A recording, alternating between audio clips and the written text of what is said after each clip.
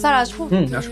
Sir আমাকে এক্ষুনি একটু ছুটি দেওয়া যাবে? এই মুহূর্তে তো একদমই পসিবল না। কি পরিমাণ কাজ বাকি কোনো হিসাব আছে? কিন্তু স্যার স্কুল থেকে আমাকে আবারও কল দিয়েছে, কেউ ওর বাবা ওকে নিতে যায়নি। আমার আর্জেন্টলি একটু স্কুলে যেতে হবে, আমাকে একটু, আমি রিকোয়েস্ট করছি স্যার ওকে একটু এখনই ছুটি দিয়ে দিন। তোমাকে এখন ছুটি দিলে বস আমার সাথে ঝামেলা করবে। আচ্ছা এক কাজ করি, আমি কোনো একটা রিজনে বের হই, আমি তোমার মেয়েকে নিয়ে আমার দাদির কাছে রেখে আসি। কাজ শেষ করে গিয়ে নিয়ে আসলাম। হ্যাঁ সেটাও হয়। Great. Thank you sir. Boss, কে বস? মা বলেছে আপনি নাকি অফিসের বস। হ্যাঁ আমার বস। আচ্ছা চল আজকে আমরা উল্টাটা কে থেকে তুমি আমার বস, আমি তোমার এমপ্লয়। তুমি আজকে থেকে যা বলবা আমি তাই করব। তাই তো খুব মজা হবে। চলো।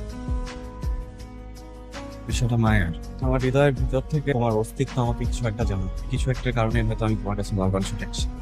আপনি আমার প্রতি দুর্বল হয়ে পড়ছেন, আমার কাছাকাছি আসতে চান না, না জোড়া লাগানোর চেষ্টা করবেন না প্লিজ। এই যে তোমার পুতু। তোমার সাথে আমার কথা আছে।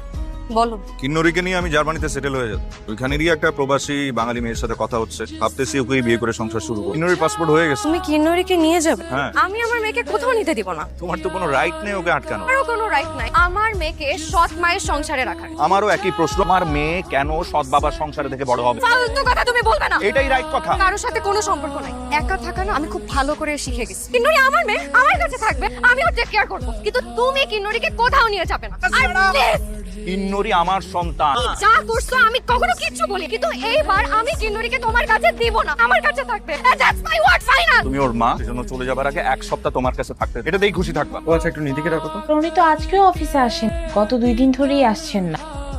আপনি আমার বাসায় দেখেন, আপনার এইভাবে সরাসরি আমার বাসায় আসা ঠিক হয়? আশেপাশে মানুষ দেখলে কি বলবো? সবাই জানে যে আমি ডিভোর্স। রিয়েলি সরি, আমি তোমাকে আর কোনোভাবে রিচ করতে পারছিলাম না।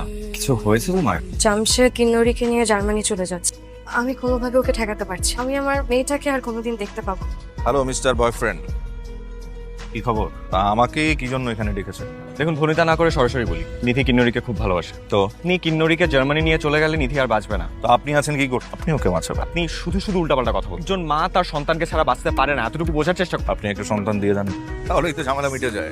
Too much. আপনি আমাকে ডিসেন্সি শেখাবে? আপনি আমাদের মাঝখানে কোন অধিকারে ঢুকছেন? এটা কোন ধরনের ডিসেন্সি? আমি ভদ্রলোক বলে এখনো কিছু বলছি না। কেউ বলে আপনার হাড় গোড় ভেঙে গুঁড়ো করে দিত। ফ্রিতে একটা অ্যাডভাইস দিই, শোনো। আমি তো আমার মেয়েকে নিয়ে চলে যাচ্ছি জার্মানি। যাবার আগে কিন্নরিকে ওর মার কাছে আমি কয়েকটা দিন থাকতে দেব। ওই সময় যদি আপনি কোনো ভেজাল করেন না, জাস্ট কলার চেপে ধরে কোর্টে দাঁড় করাবো। ভালো থাকবে।